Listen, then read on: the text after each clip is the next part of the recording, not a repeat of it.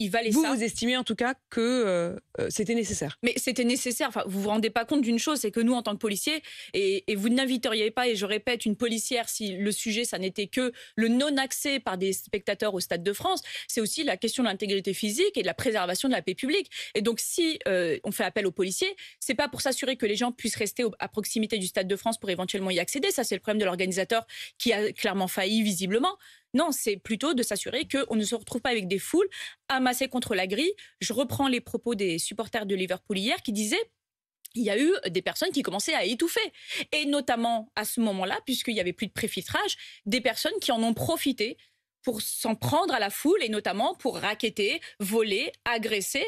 Et cela aussi, il a fallu les gérer. Et là où, en revanche, la préfecture de police a probablement failli, c'est sur son manque d'adaptabilité, en l'occurrence au niveau des effectifs, puisque là où on était sur une gestion normalement de maintien de l'ordre initialement, si tout se passait bien, il aurait fallu passer en anticriminalité, en judiciarisation.